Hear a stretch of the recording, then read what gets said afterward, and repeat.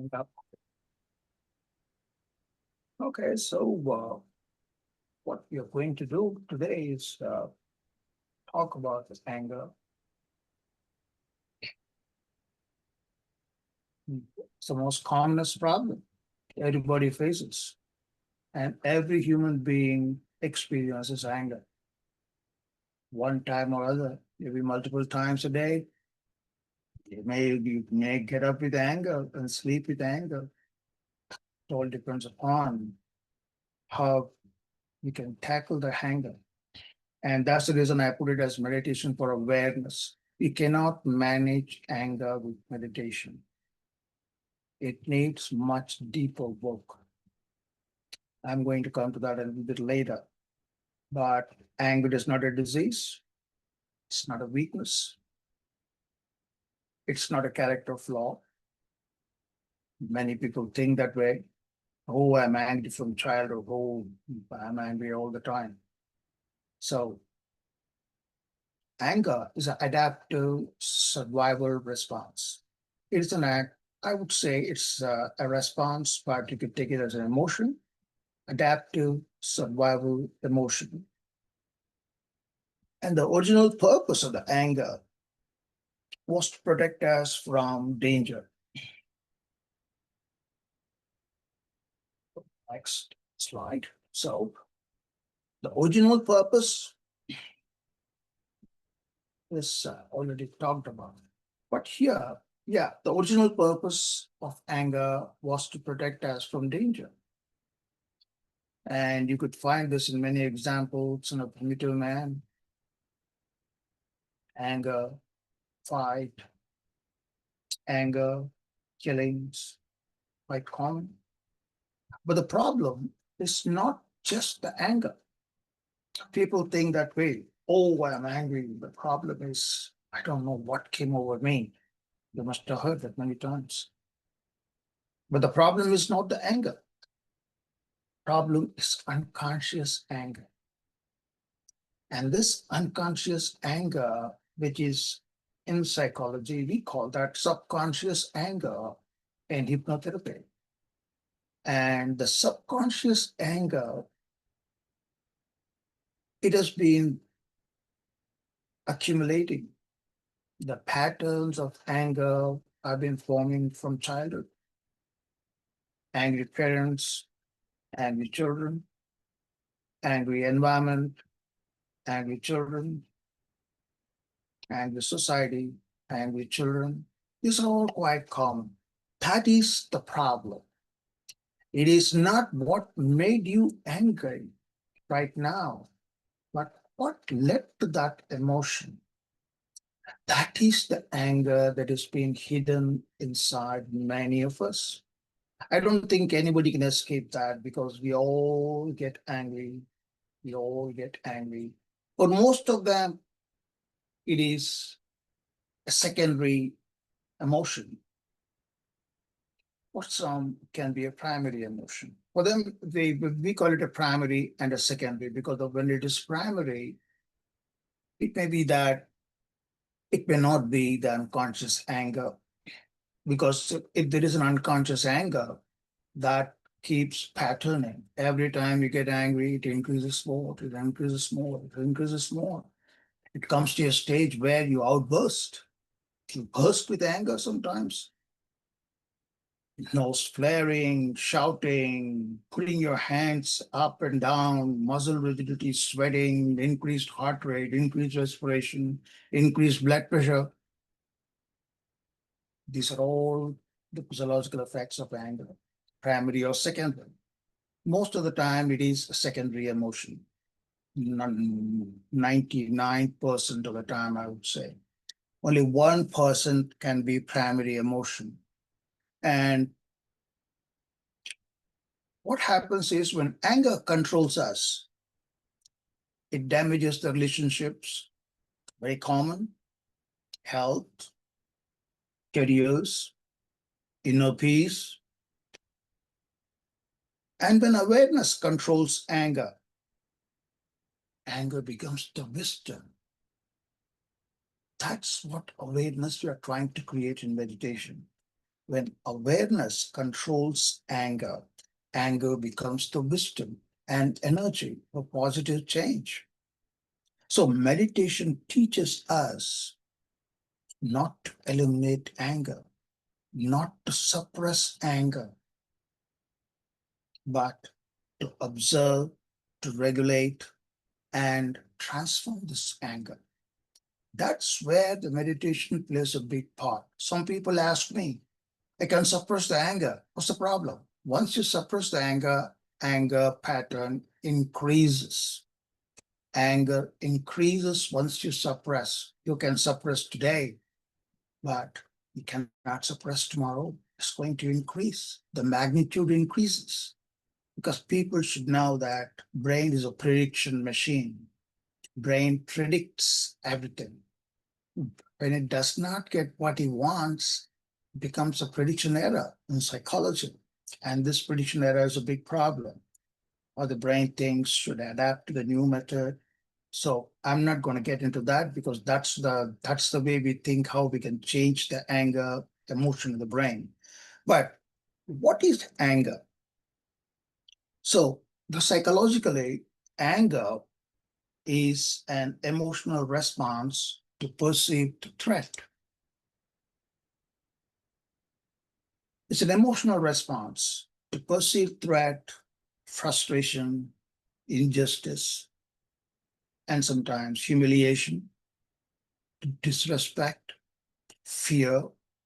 That's quite common, what we say, loss of control, and unmet expectations. The last part is very important.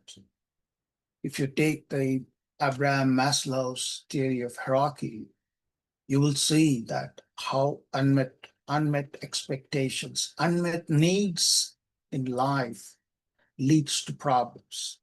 So the last part is very important, but most of the time it is a frustration, perceived threat. Perceived threat is the one we get angry most of the time. And disrespect and fear. Disrespect is the major part what, what we encounter in relationship problems. Anger destroys relationships. Very common. Anger destroys relationships.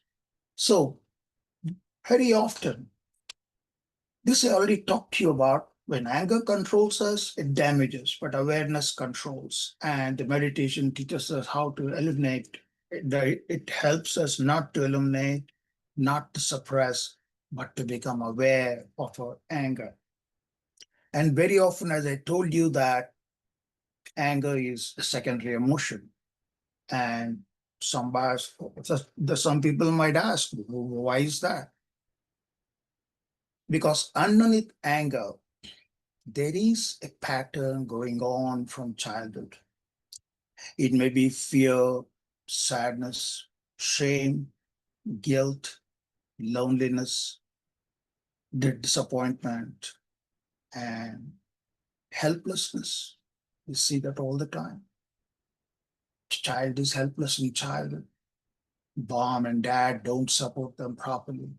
Helpless, angry parents, child becomes helpless. Fear, if they talk, the parents are going to smack them. So those are few of the underneath what's underneath the anger. Most of the time it is the fear, sadness, shame, and guilt, the disappointment, helplessness. And whichever I mentioned in this few minutes is basically based on psychological research, and as well as also in my practice with my clients. These are very common. And everybody that come with anger, it's not that you can just ask them to control the anger with meditation, with mindfulness and go away. That doesn't work because mindfulness make you aware of the anger. And once you become aware of the anger, you might be able to control the anger. Again, I added the word might because it all depends upon you. Each individual person responds in different way. Because if you're doing meditation just to sit there for everybody to observe, like an exhibitionism, that doesn't work. You can never control your anger. You cannot even heal your anger. You got to be honest with you. You got to be honest in such a way from head to toe. You got to be honest with you. So you yourself. How much can you be aware of your thoughts, emotions, your sensations? That's the important part. But one of the greatest insights in psychology is people rarely become anger of what happened right now. Very rarely. Because they become angry because of what they believe happened. Again, let me make it clear. People rarely become angry not because of what happened. They become angry because of what they believe happened. When I put the word believe, that's the important part of it. Why do people believe that this is bad thing and they get angry? That belief is the part, that's the big part. That's the neuroscience of anger, because I don't want to get into the neuroscience here because it's not going to help us much because this talk is it's beyond the scope of this talk. So let's go to the next slide.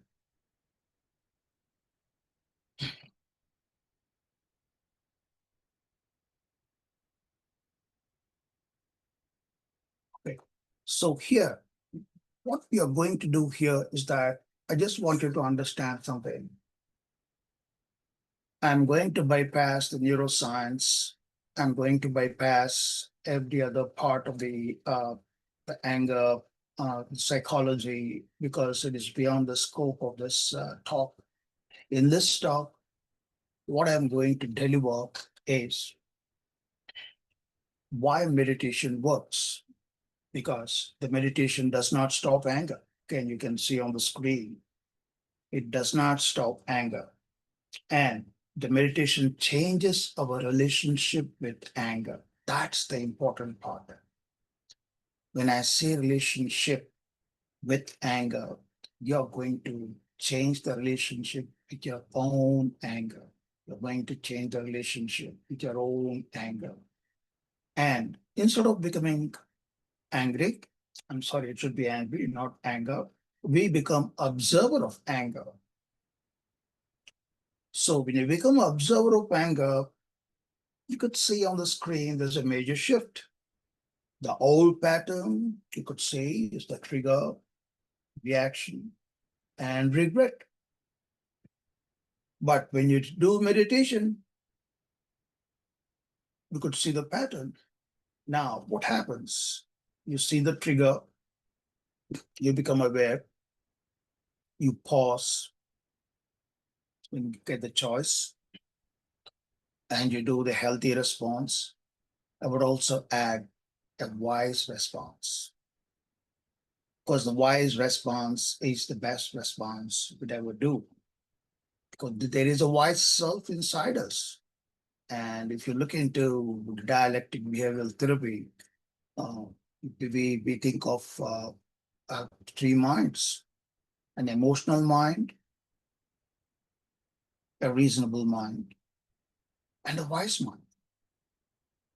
And that wise mind is the mind that creates this calmness. And you should know that mindfulness, one of the pillars of mindfulness is meditation. That's a very important part of it.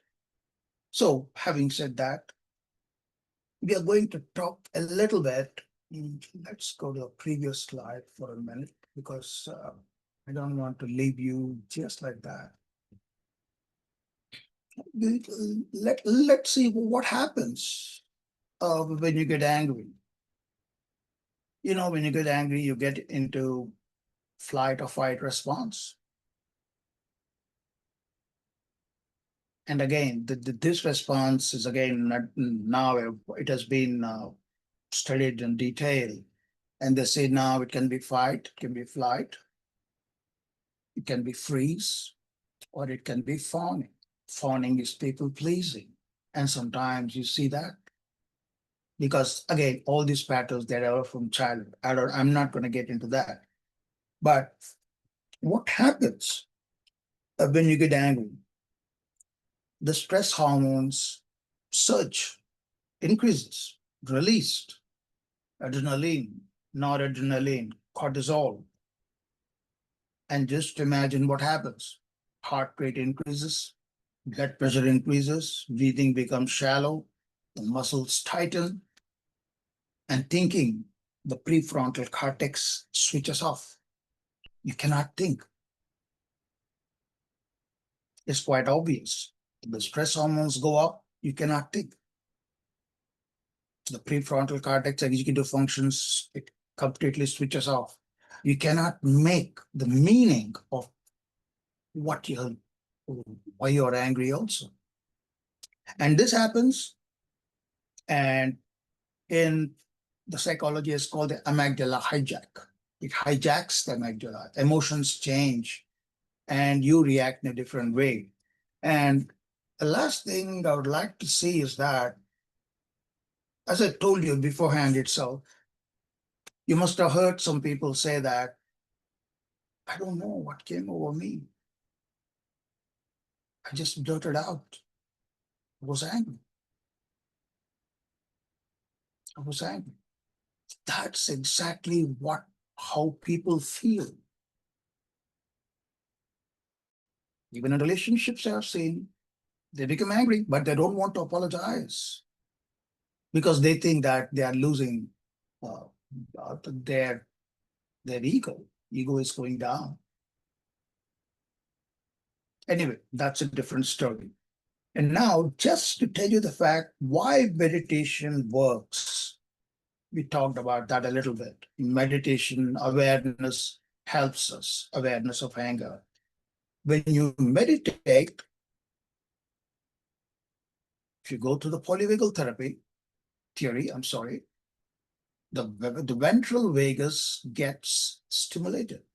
When the ventral vagus gets stimulated, that is your parasympathetic system in the great vagus nerve, is the longest nerve in the body. And it has got the ventral division, dorsal division. Dorsal is shut down and ventral is keeping you going in a very calm way, controlling everything, giving you all the comforts of ventral nerve. And this, well, the ventral vagus gets stimulated. And when it gets stimulated, there is a heart coherence. When I say heart coherence, heart rate slows down. At the same time, your respiratory rate goes down. And when these happen, your body relaxes. There is a relaxation response right away. Body relaxes and you get the clarity of thought. Haven't you not heard that Eastern, the philosophers or rishis, and also in the Tibet, in China, maybe in Egypt in those days, and also the Chaldeans, they all did meditation. And most of them who did the meditation had clarity of thought. And they used to come up with the most wisest answer. Even kings used to go ask for solutions. It's not that they are doing some magic, sitting there and saying, oh my God, I met God, everything is fine, you'll be fine, just go ahead. No, they meditate on the thought. They meditate on the thought and they say, which is the wisest response I can get. Again, I'm telling you only this because once you became aware of your thought, once you become aware of your emotion, then you fall into that observe situation. We can observe the thought. I am not my thought, I am not my emotion. Well, there is a thought, there is an emotion, but I'm not them. I'm just watching them, I'm observing them. And when they do that, you get choices. So that's the exercise I would say everybody should do if you can. It's very easy to do. It's like, you can just pause, breathe, observe, choice. Pause, breathe, observe, choice. You get an emotion, you're going to get angry, pause. It's very easy to say, but it takes a long time to practice. But if you practice in small amounts, that becomes a real pause. You've got to try. You've got to start working that. Pause, observe, pause and take a deep breath first. Because as I tell you, if you pause and take a deep breath, the breath itself is enough to give you a clarity of thought. And then observe the emotion, the thought. Once you observe the emotion or the thought or the bodily sensations, it could be pain, it could be anything in the body, then you get the choice. What's the wisest way I can respond? You could use this in your everyday life, not only angry, not only anger. You could use it in regular discussions with your friends, with your spouse, with your children. Instead of directly answering, just imagine a few seconds of pause, take a deep breath, observe the whole situation, observe the thought, what you're getting, and you get the wise answer. That's one of the best things you could do. And this is again from the dialectic behavioral therapy. It's not my story here. I am here only to tell you what has been already proved in research, because I believe the research-based meditation is much better than traditional meditation where people are just sitting out there squatting or whatever. They close their eyes. And again, the group meditation, nobody knows what they are doing. I'm sorry to say that. If you want to meditate, meditate sincerely. Don't meditate for anybody. Meditation cannot be done by force. Meditation should be allowed. Make that your daily practice. That will really go, it'll really work, because make meditation your daily practice. So having said that, you saw the slides, and we are over here now. That's exactly when we meditate, what happens?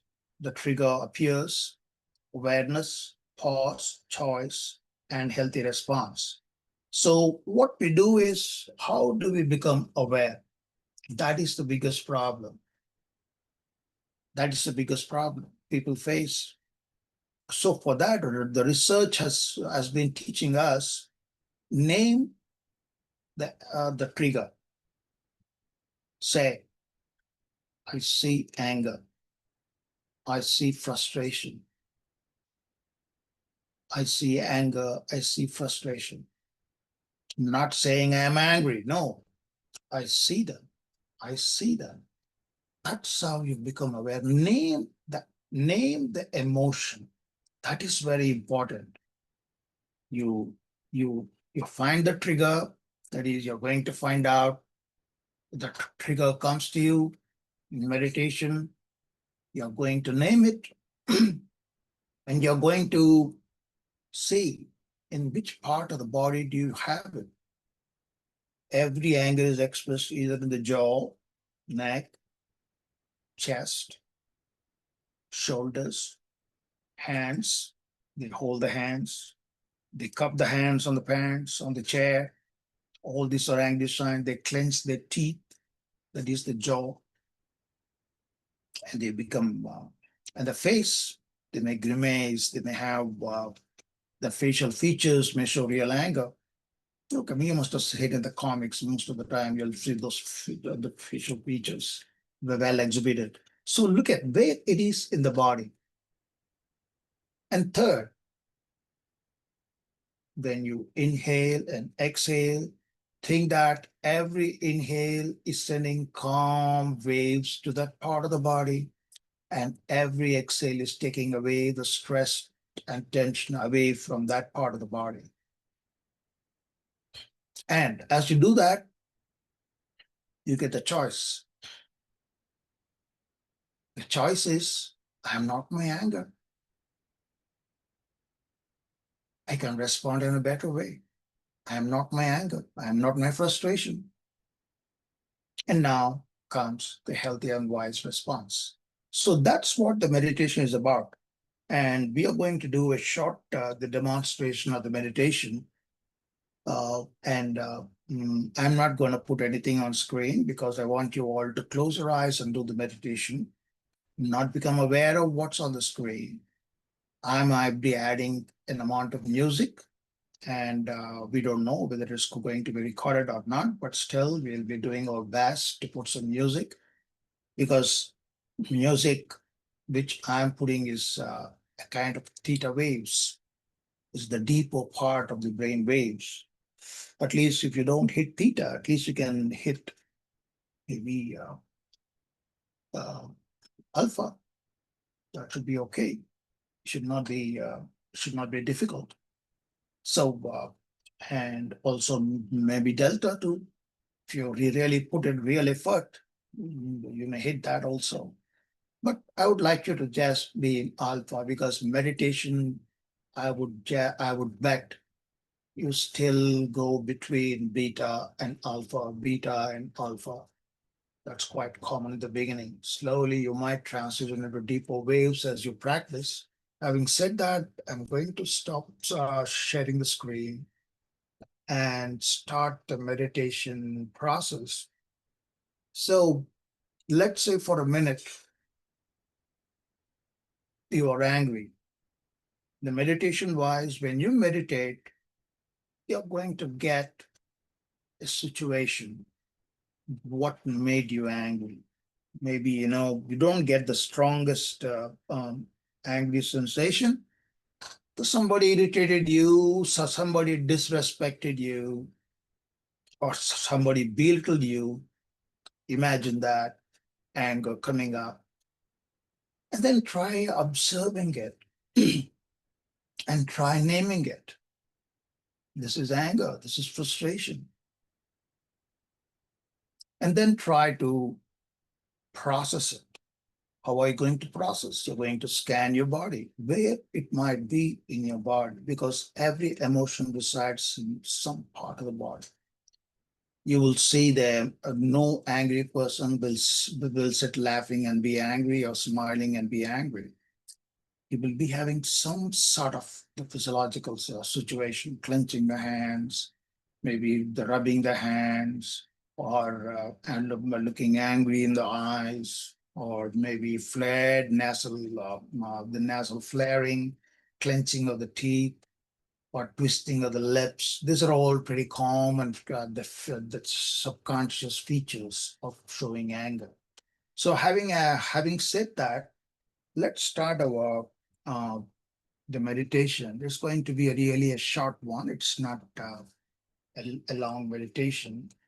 Uh, I'm going to share a little bit of the theta waves that can really help you get into the meditative mode. And there are a lot more music out there. This is Zen meditation. They say multiple meditations. They say maybe 101, 120 meditations they put everywhere. But the main purpose of the music is to shift your brain wave. That is the most important thing. That's the most important thing. And if that happens, you are so lucky that you are in a meditative state. You're getting into the subconscious mode where you can really make changes, really make changes. Become an observer. And becoming an observer is called spirituality. If people did not know what spirituality is, I would bet you today 100%. Becoming an observer of your own thoughts, your emotions, your feelings, your sensations, and how you could control them just by becoming an observer. That is spirituality. Spirituality is not wearing beads and sitting somewhere. No, spirituality is not about any other thing. Knowing yourself. How do you know yourself? You will know yourself only when you observe your thoughts, your emotions, your feelings, your sensations, and don't react to it. You respond. You respond. A small exercise for everybody watching this. Just you live for one day without complaining about anything. That is enough. That is enough to state that you're becoming aware of what's going on with you. Again, the old dictum, you cannot control everything around you, but you can control yourself. And the old axiom, as you see in Temple of Delphi, know thyself, thou shall know the universe. Know yourself first. How do you know yourself? You are not your thoughts. You are not your emotions. You are not your sensations. You are an observer. You are the awareness living. And your awareness is much larger than your thoughts, your emotions, your feelings, and sensations. Having said that, let's get started with the meditation. So, to begin with, you may gently close your eyes or soften your gaze.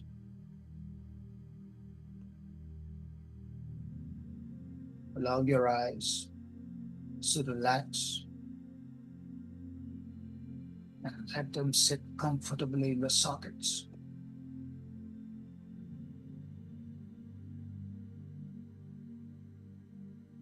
And now pay attention to your breath.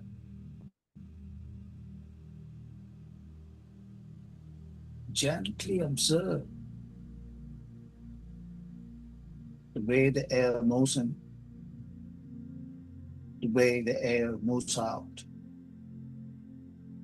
Not altering anything, not controlling it, not forcing it. Gently, in its own rhythm.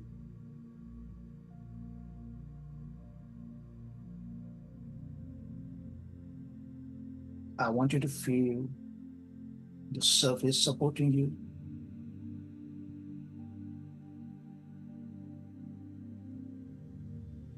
The way it holds your body. And your feet on the floor.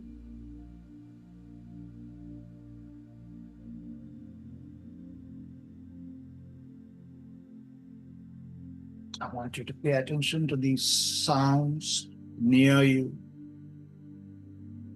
far away. Feel the texture of the clothing you're wearing. Rough, smooth,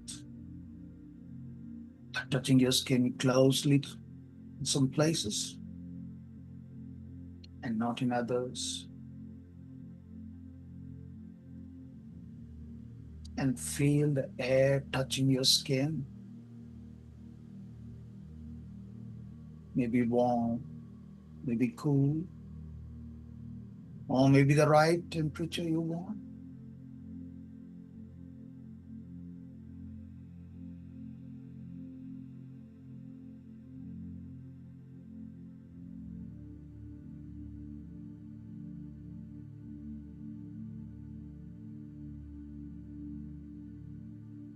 I want you to scan your body for a minute,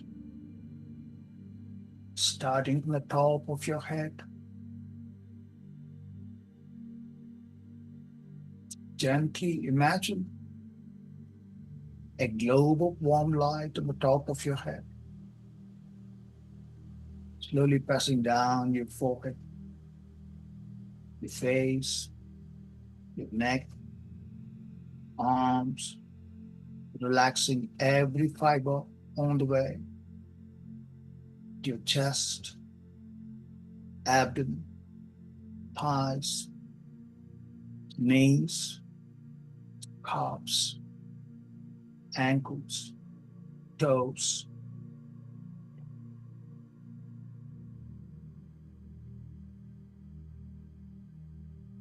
And now gently allow your awareness to turn inwards,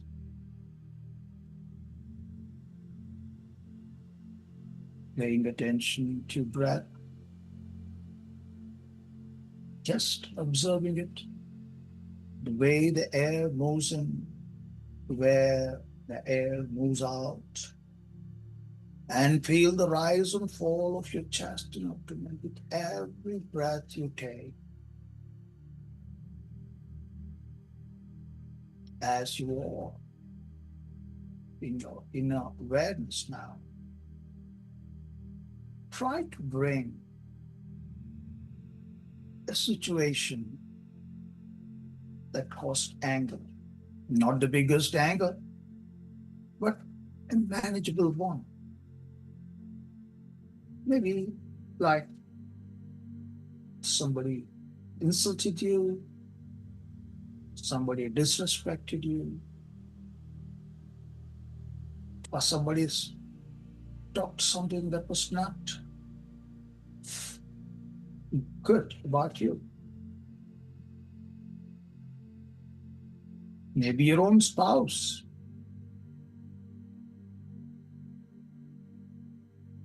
I want you to just observe. I want you to observe that emotion that came up. Just notices, no judgment,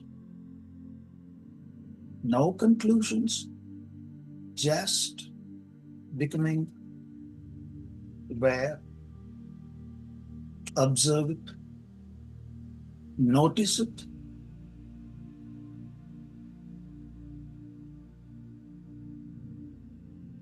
and now you could name it.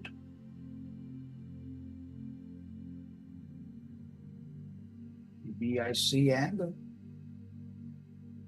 I see frustration, I see disappointment,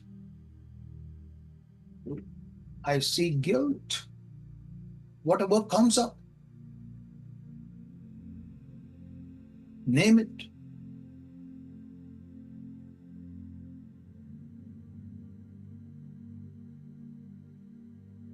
Once you have named it, I want you to scan your body and see in which part of the body this emotion resides. You could feel the tension in that part of the body. To name a few, maybe in your jaws, maybe you clenched your teeth, maybe you frowned, maybe in your chest, in your stomach, in your hands, or in your whole face, or the neck. I want you to find in which part of the body is this angry emotion reside.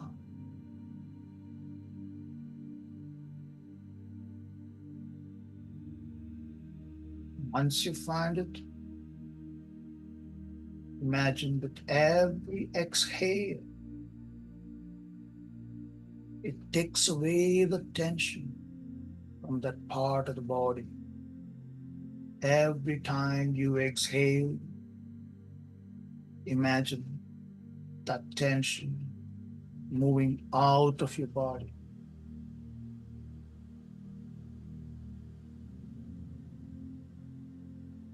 And now imagine every time you inhale, the cool, calming breath slowly spreading to that part of the body. calming it, cooling it, relaxing it.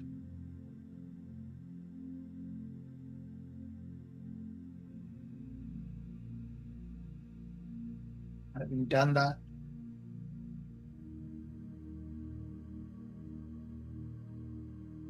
I want you to rename the thought, that emotion that came up. Rename that emotion.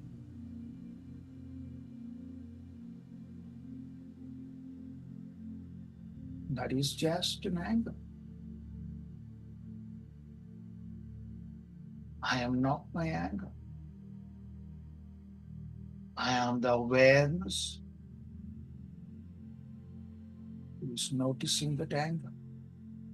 It's noticing that anger. And imagine anger like clouds in the sky, gently drifting away. And the sky does not chase any of the clouds. Sky is the awareness. Sky is aware. Every cloud that passes through. But it never chases the clouds. In the same manner, awareness is larger than the thoughts, than the emotions. As you see these clouds drifting by, get a sense of feeling, calmness, comfort, and understanding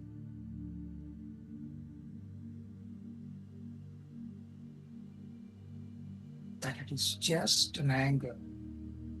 You could observe it and let it go.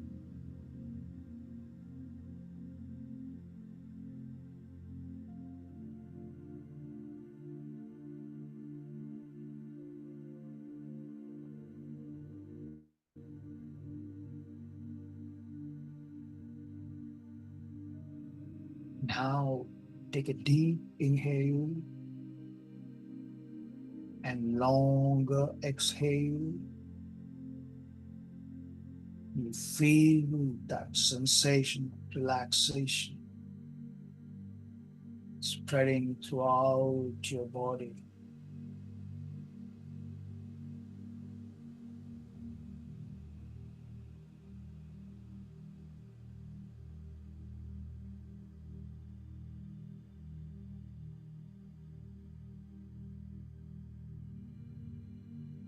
And now take a deep breath and again and again.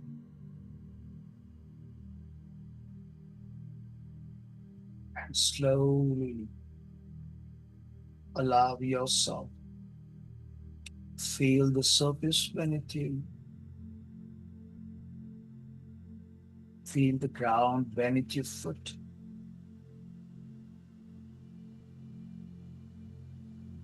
Hear the sounds nearby and far off.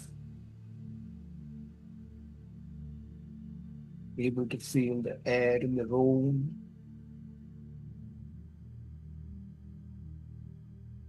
Able to feel your clothing, the rise and fall of your chest.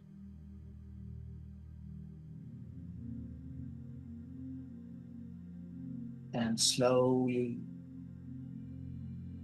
allow your awareness to return to the present moment, slowly and gradually, not by force, not by force. Allow it to happen. And whenever you're ready, slowly open your eyes and get oriented to the room.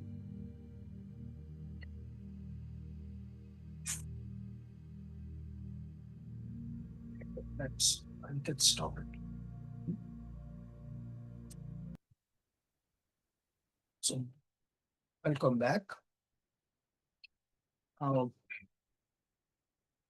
and uh, and this meditation again, I'm telling you, I'm repeating again, it is not for the management because management of anger is entirely different.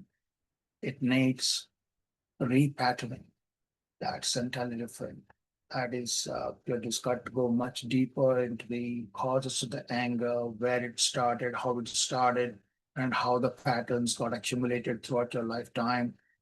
That's entirely different process. But with this, what you could do is you could reduce your response to anger. Instead of outbursting, instead of answering right away, reacting, you could develop a habit where you can pause, you can breathe, you can observe, and then you get the choice. Those are the four things you could always do. And there is no secret in this because I want everybody out to know that you can always pause when you get the trigger, breathe, take a deep breath, and exhale longer than you inhale because you could stimulate the vagus nerve and get into the parasympathetic stimulation, observe, and then choice. You get a choice. What is the wise response? And this actually this is also a part of the breath works I do, and I do have that program also with me uh, because most of us, not most of us, all of us, we live either in high sympathetic or high parasympathetic, and we need to live in the tolerance window, not highly sympathetic, not highly parasympathetic.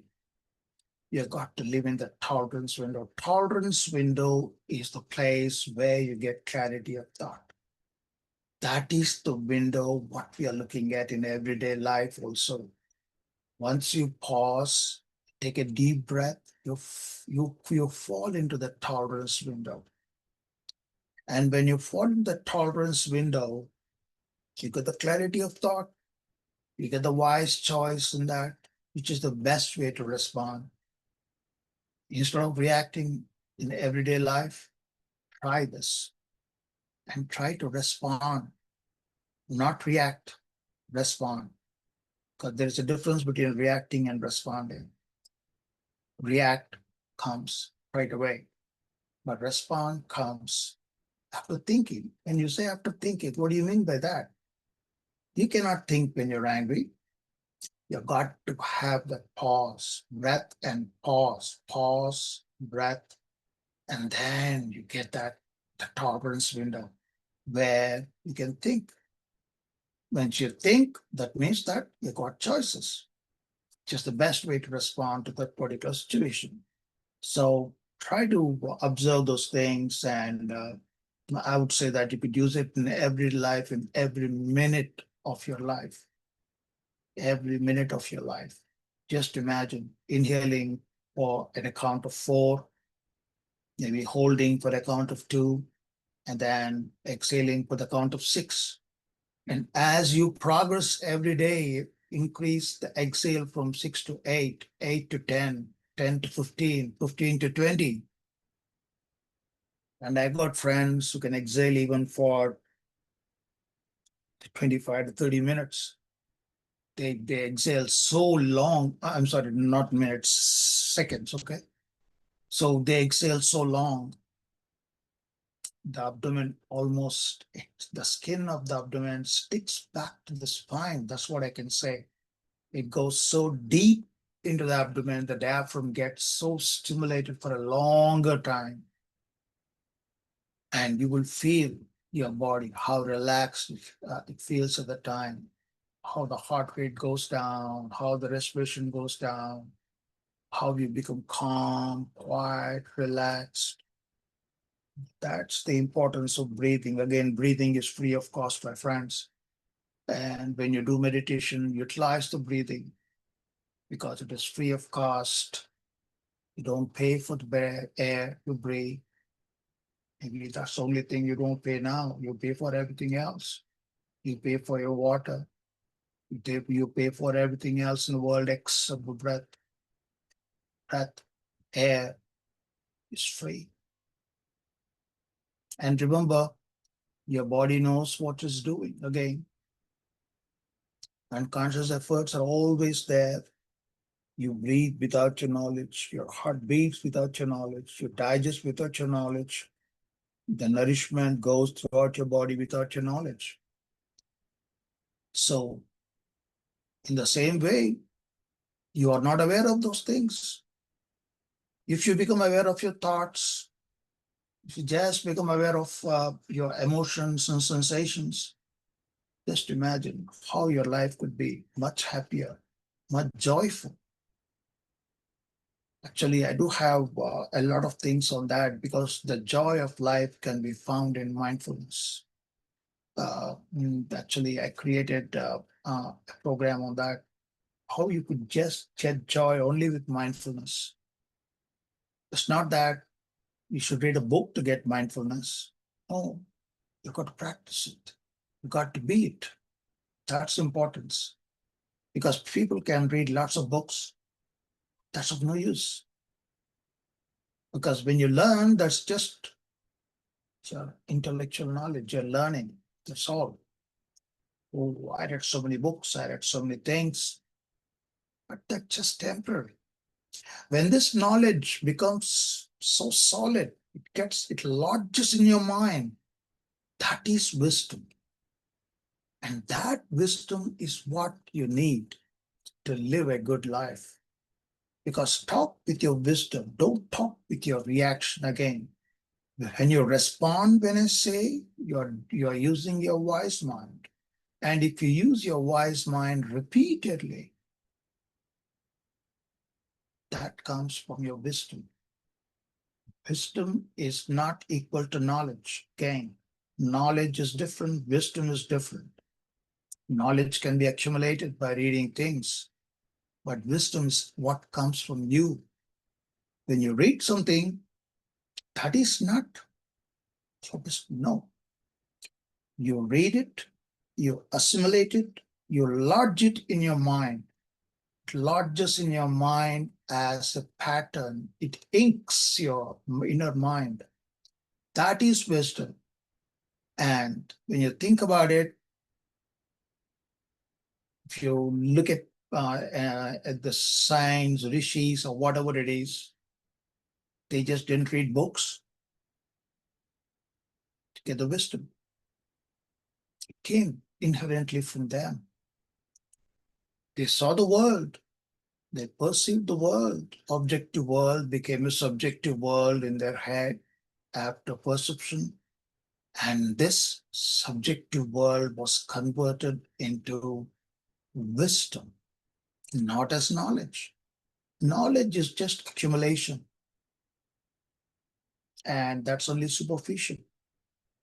But wisdom is inherent. We will talk about that in one of the coming webinars where now we can talk about the wisdom, because people normally get confused between intellectual and wisdom, and also knowledge and wisdom. And again, intellect and intellectual are different again.